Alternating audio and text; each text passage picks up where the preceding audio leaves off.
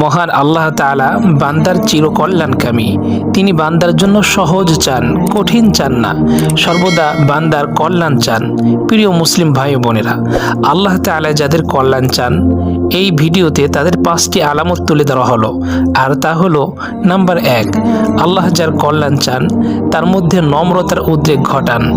আল্লাহ তাআলা নম্রতাকে ভালোবাসেন, আর তিনি যার কল্যাণ চান তাকেই এই গুণটি দান করেন। রাসূল সাল্লাল্লাহু আলাইহি সাল্লাম বলেন, আল্লাহ যখন কোনো আহলে বাইতের কল্যাণ চান তখন তিনি তার মধ্যে নম্রতার উদ্রেক ঘটান। নাম্বার 2, আল্লাহ তাআলা যার কল্যাণ চান তার দেহ, সম্পদ ও সন্তানদের বিপদগ্রস্ত করেন। আল্লাহ তাআলা যে ব্যক্তির কল্যাণ চান তার নিজের এবং সম্পদ ও সন্তানের উপর বিপদ দেন। রাসূল সাল্লাল্লাহু আলাইহি সাল্লাম বলেন, কোনো ব্যক্তির জন্য বিনা পরিশ্রমে আল্লাহর পক্ষ থেকে মর্যাদার আসন নির্ধারিত করা হলে আল্লাহ তাআলা তার দেহ, সম্পদ অথবা সন্তানদেরকে বিপদগ্রস্ত করেন। অতঃপর সে তাতে ধৈর্য ধারণ করলে শেষ পর্যন্ত বরকতময় আল্লাহ তাআলা কর্তৃক নির্ধারিত উক্ত মর্যাদার স্তরে সে উপনীত হয়। নাম্বার 3, আল্লাহ তাআলা যার কল্যাণ চান তাকে দুনিয়ায় শাস্তি ভোগ করান।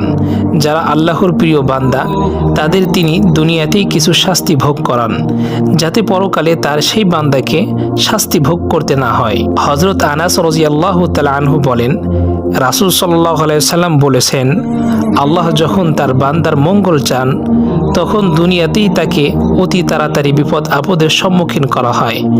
আর যদি তিনি কোনো বান্দার অকল্যাণের ইচ্ছা করেন তখন তিনি তার গুনাহের শাস্তি প্রদানের থেকে বিরত থাকেন।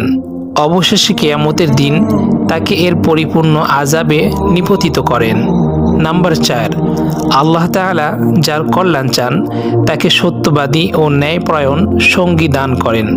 আল্লাহ তাআলা যখন কোনো নেতার কল্যাণ চান তখন তাকে উত্তম সঙ্গী দান করেন।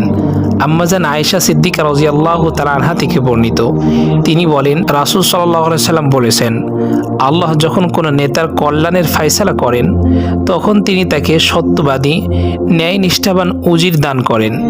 যদি সে নেতার কিছু ভুল হয় তখন সে উজির তাকে তা স্মরণ করিয়ে দেয়। নাম্বার 5, আল্লাহ তাআলা যার কল্যাণ চান তাকে দ্বীনের জ্ঞান দান করেন। হযরত মুআবিয়া রাদিয়াল্লাহু তাআলা আনহু থেকে বর্ণিত, রাসূল সাল্লাল্লাহু আলাইহি সাল্লাম বলেছেন, আল্লাহ যার কল্যাণ চান তাকে দ্বীনের প্রজ্ঞা দান করেন।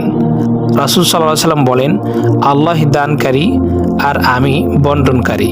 আল্লাহ তাআলা আমাদের সকলকেই কল্যাণ দান করুন। আমিন।